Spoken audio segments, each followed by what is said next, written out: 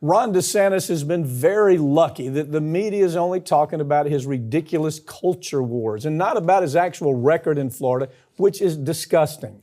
The state ranks among the last in the country in nearly every metric that matters to voters.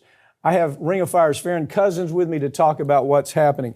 You know, interesting thing. I think we started doing stories about what was happening in Florida. And people said, well, you got a national show. Why are you worrying about Florida? We did stories on his ridiculous effort to do away with the Democratic Party. You remember that? And how he was going to make bloggers register and be fined if they don't register. And then the latest is to do away with the First Amendment and try to change New York Times versus Sullivan. So we did all those stories to let the public know that if he's in charge as president, you better be ready for something. Yeah. And it ain't going to be pretty, right? No, I mean, what has happened to the state of Florida is so much worse than what most people realize, because it's not just the culture war stuff. I know that's what grabs the headlines, but across the state, people are suffering economically, we're suffering educationally, we're suffering as consumers. Across the board, this state has become, by almost every metric, one of the worst in the country. We were 49th in teacher pay. Mm-hmm. We are the worst in the country, by the way, of knowledge retention from students from 4th to 8th grade. Yeah. So our children in Florida statistically get dumber as they move through school compared to every other state in the country. Well, just so there is this, we're talking objective numbers here. Yes. School, we're at the bottom where it comes to educating our kids. Healthcare, at the bottom in taking care of our health cares in Florida. Elder care, at the bottom. I'm talking about like number 47 through 50 kind of bad.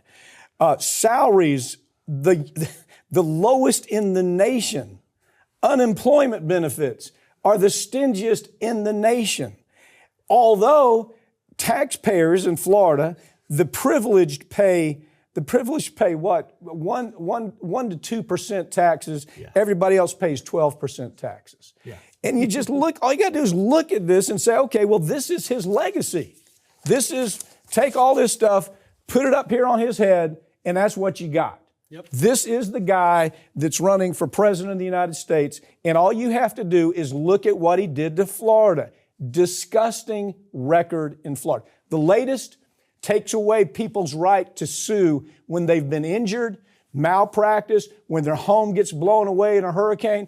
All of these rights have been trampled on by this man who wants to be president of the United States. And it gets so much worse, too, because in terms of life expectancy in Florida continues to fall. We're among the top in the country in cancer death, diabetes, drug overdoses, teen birth rates, infant mortality, and I was having to look up statistics the other day. We are among one of the worst states in the country with the rise in violent crime. So what we see in states like New York is a massive rise in property crime, but down here in Florida, property crime is declining, but violent crime is rising. So yes, in New York, you're more likely to get mugged, but in Florida, you're more likely to get killed or beaten half to death because violent crime is becoming so rampant throughout the state. Yeah, okay, so let's talk about the media's handling on this. Yeah. The media's handling on this is like a yawn, okay? The only thing they know how to do is hate talk. Let's hate on this guy. Remember, he was running against Charlie Crist. Let's talk about the hate aspect of him. Let's hate on Ron DeSantis. They had all of this stuff to talk to, and Charlie Crist was doing the same thing. That's why he lost. He had all of this material. Last in schools, last in healthcare, last in elder care, last in employment. I mean, you could go down this list.